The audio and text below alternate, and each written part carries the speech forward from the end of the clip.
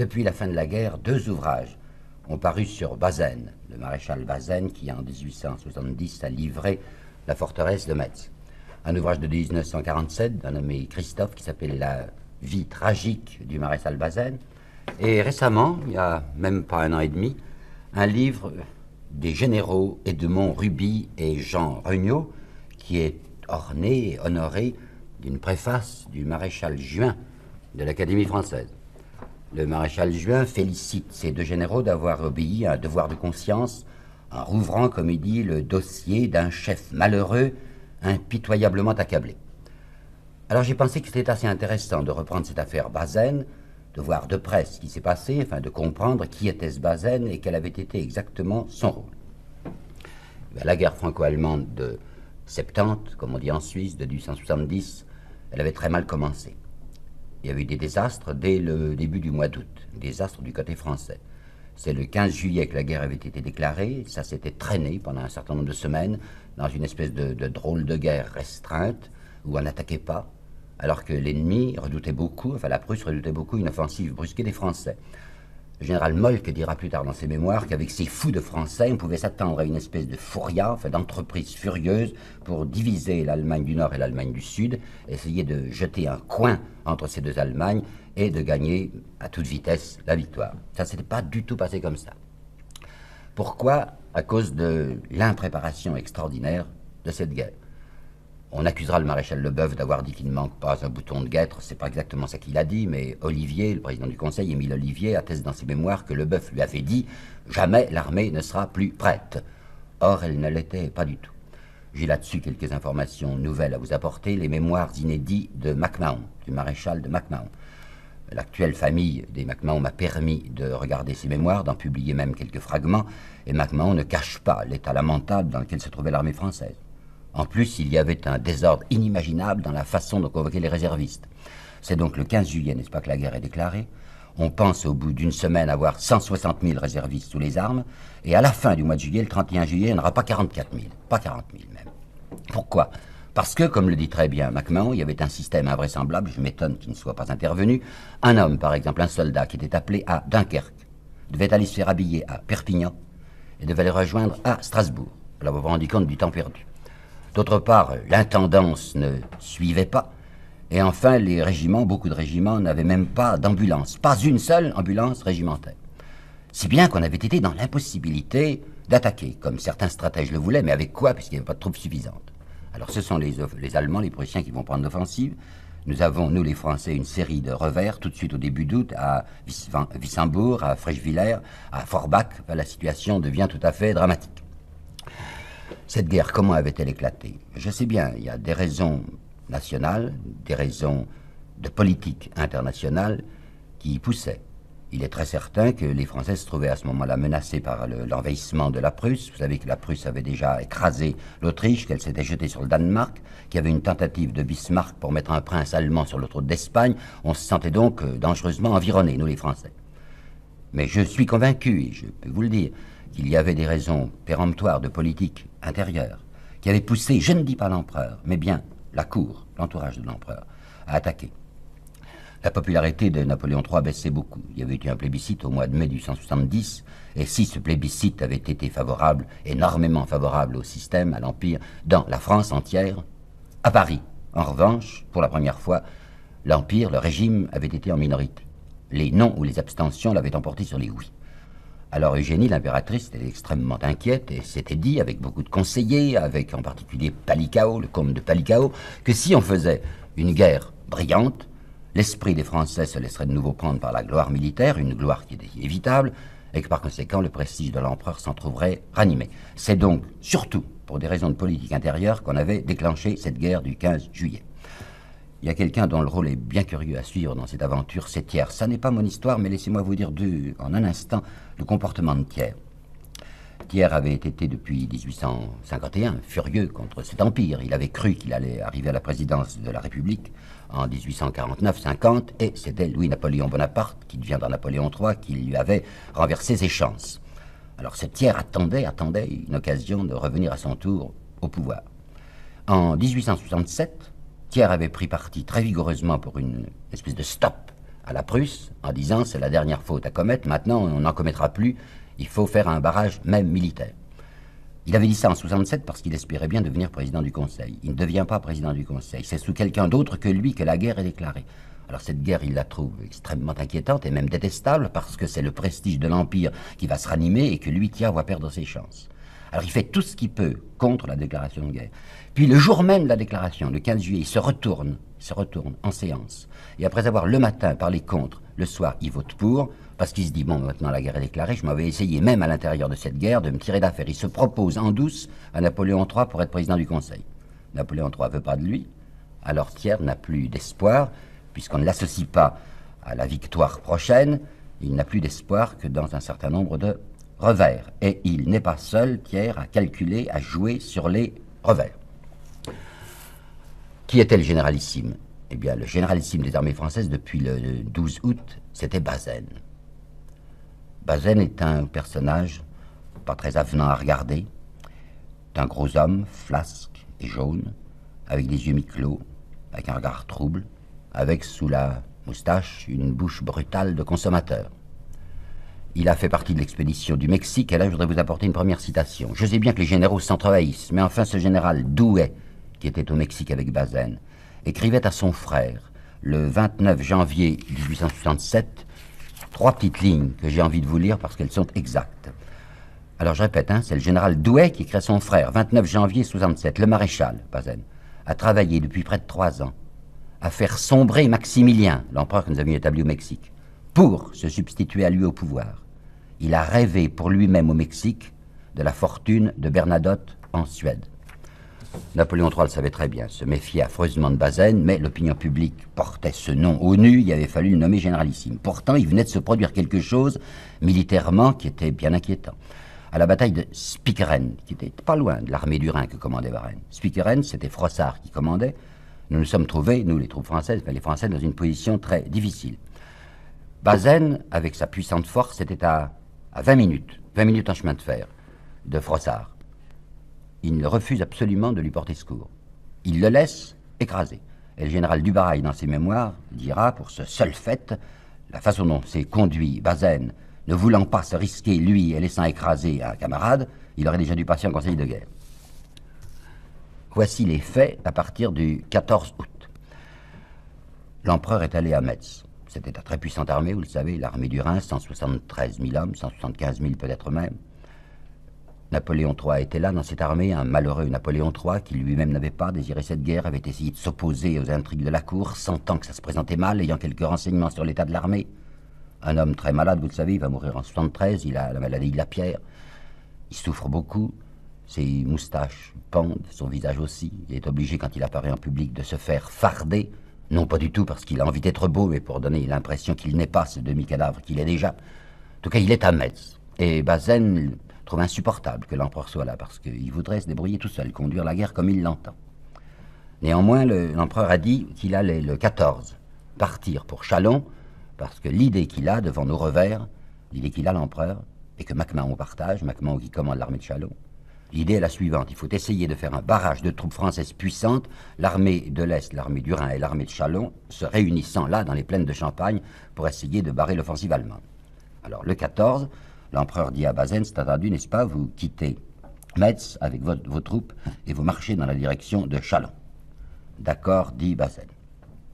L'empereur sort de Metz ce jour-là, le 14, il va pas loin. Il va à Longeville, qui est une cité tout à fait à côté de Metz, et le 14, selon les ordres, Bazaine fait passer la Moselle à un certain nombre de ses troupes. Il le fait passer mollement. Heureusement, si je puis dire, vous allez voir pourquoi, une attaque allemande se produit. C'est von der Goltz qui conduit l'attaque.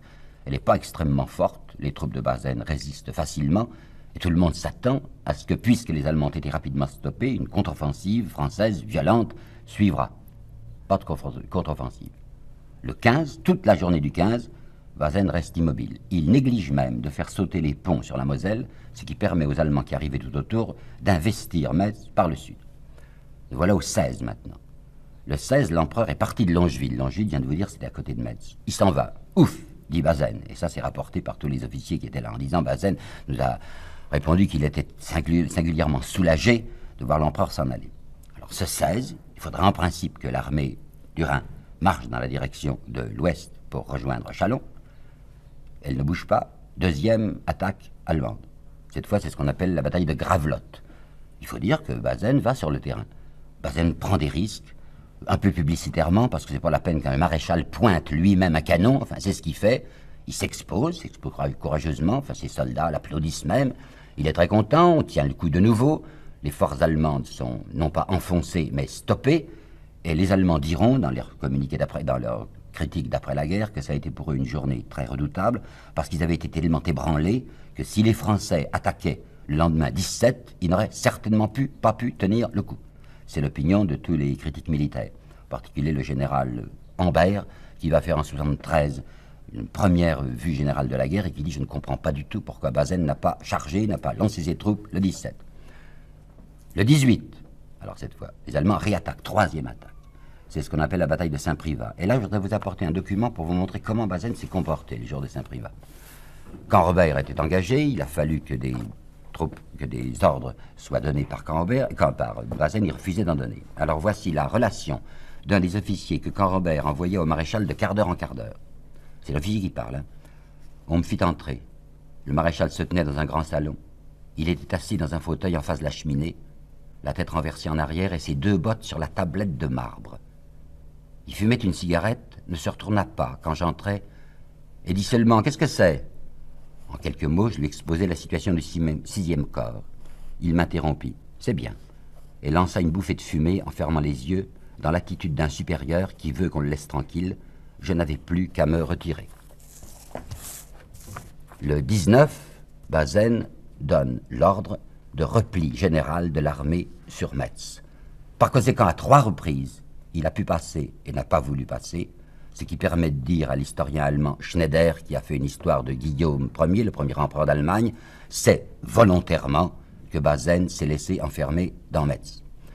Ce 19 août, le jour où il donne l'ordre de repli, il dicte à un attaché d'ambassade qui était là, le petit Debens, D-E-B-I-N-S, Debens, qui était un attaché de l'ambassade de France à Berlin, et puis la guerre s'était repliée à Metz. Il lui dicte les mots suivants qui vont paraître dans le courrier de la Moselle le lendemain 20. En tenant sous Metz, l'armée du Rhin fait face à des nécessités stratégiques et politiques. Voilà le grand mot lâché, nécessité politique. Regardons bien maintenant, vous allez voir ce que c'était que la politique de Bazaine à cette date. Donc le but de MacMahon, vous le savez, et de Napoléon, c'est de constituer un puissant barrage sur la Champagne pour s'opposer à la ruée allemande. La cour n'en veut pas. La cour dit non, il ne faut absolument pas que la bataille se passe sous Paris, aussi près de Paris, parce que les esprits sont déjà très montés dans la capitale, et que si l'empereur est là tout près, on dira que c'est un empereur battu. Par conséquent, il faut à tout prix qu'on fasse une offensive, qu'on pousse l'armée de MacMahon vers le nord ou vers l'est pour essayer de s'éloigner de la capitale et qu'on obtienne un grand succès à l'extérieur, enfin loin. MacMahon dit non, c'est pas raisonnable. Je ne peux pas partir comme ça dans la nature, je ne sais pas quand l'armée de Bazaine va me rejoindre, je stoppe là, j'attends. Le 21 août, MacMahon, aidé de l'empereur, persuade tout de même les officiels de Paris que c'est ça qu'il faut faire. Le 21 août. Le 22 août, au matin, Bazaine reçoit un télégramme de Bazaine que voici. Je compte, d'ici 2 jours ou 3, prendre la direction du nord et me rabattre ensuite sur Châlons. Ce télégramme est daté du 19 août, et vous avez entendu, je compte d'ici 2 jours ou 3, prendre la direction du nord. Quand MacMahon reçoit ça, le 22, il fait son petit calcul, c'est le 19 que Bazaine m'a dit ça, donc il est parti. Alors il n'y a plus de problème. Il faut absolument aller à sa rencontre, et voilà Bazaine parti, voilà MacMahon parti, on peut dire, dans la nature, à la recherche d'un Bazaine hypothétique. Un petit mystère ici. Se protégeant, réservant l'avenir, Bazaine avait envoyé le 20 un autre télégramme à MacMahon où il lui disait « Je vous préviendrai de ma marche si toutefois je peux l'entreprendre. » Le 20. Par conséquent, le 20, il annonçait à MacMahon « Je ne suis pas parti. » Si MacMahon reçoit ce télégramme, il ne bouge pas. Et la cour est furieuse, et Palikao et l'impératrice, puisqu'on veut qu'il avance vers le nord. Mais il ne recevra pas ce télégramme. Et là, il y a un vrai petit mystère, parce qu'on sait parfaitement que le colonel Stoffel, qui dirigeait les services d'information de cette armée, a reçu le télégramme. Entre Stoffel et MacMahon, quelqu'un s'est interposé, MacMahon ne l'a pas reçu. Bazaine avait envoyé un double son télégramme à Paris, au ministre de la Guerre, à Palikao. Donc le ministre de la Guerre, Palikao, savait parfaitement que Bazaine n'était pas parti. Bien, le ministre de la guerre lui-même se tait, ne dit rien à MacMahon, et voilà MacMahon parti dans le nord sans savoir que Bazaine n'est pas venu à sa rencontre. Le 22 au soir, le malheureux MacMahon télégraphie à Bazaine en lui disant « Je marche sur mon Midi ». Cette dépêche du 22, Bazaine la recevra, nous le savons par le témoignage du colonel Leval, mais il n'en parlera pas à ses généraux. Il a déjà décidé qu'il n'avancerait pas. Qu'est-ce qu'il va faire? Le 26 à 14h, le 26 août à 14h, au château de Grimont, il réunit tous ses chefs de corps. Les chefs de corps, il leur demande leur avis. Et je voudrais vous faire entendre la déclaration du général Soleil et la déclaration du général Frossard. Déclaration du général Soleil, 26 août. L'armée du Rhin a un rôle immense à jouer. Ce rôle, militaire aujourd'hui, peut devenir, et deviendra certainement, compte tenu des revers de nos armes, un rôle politique. Et le même jour, le général Frossard va dire, tout à fait d'accord, nécessité de ne pas compromettre l'armée par un mouvement offensif. Alors vous voyez le plan est abominablement clair. Les officiers généraux ne posent aucune question, tout de même extraordinaire, ne posent aucune question à Bazaine sur le sort de MacMahon. MacMahon ne leur en parle pas, mais eux ne s'en inquiètent pas. Ils ne s'inquiètent que d'une chose, ne pas compromettre leur armée, l'armée du Rhin. Pourquoi? Parce que, vous l'avez entendu, ils calculent sur les revers. Il y a eu des revers de nos armes. On s'attend à ce qu'il y ait d'autres revers. On pourrait faire que ça ne soit pas des revers si on marchait avec MacMahon. On ne marchera pas avec MacMahon parce qu'on ne veut pas partager les lauriers d'une victoire éventuelle avec MacMahon, tandis que si MacMahon est écrasé, c'est-à-dire l'armée, les 100 000 hommes que MacMahon a, et si l'empereur est également écrasé puisqu'il sera avec MacMahon, alors c'est fini pour le trône de Napoléon III, c'est une régence qui s'installe. La seule troupe qui restera encore solide, c'est les 173 000 hommes de l'armée du Rhin, c'est Bazaine et ses généraux qui deviennent l'arbitre de la situation et qui peuvent imposer leur gouvernement et leur autorité à la France. Alors, impitoyablement, c'est bien le cas d'employer le mot, impitoyablement, il laisse partir MacMahon vers cette souricière qui sera celle de Sedan.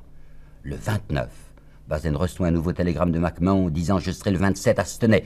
Qu'il y aille à ta santé, camarade. » On va faire une petite démonstration ridicule le 31 août pour faire tenir tranquille la troupe qui s'étonne qu'on ne marche pas. C'est ce qui s'appelle la petite bataille de Noisseville, sur laquelle les spécialistes étrangers, je pense au général anglais Breckenburg et je pense au colonel fédéral suisse Lecomte qui a donné une relation historique et critique de la guerre de 70. Ces deux spécialistes disent que cette démonstration de Noisseville fut une plaisanterie.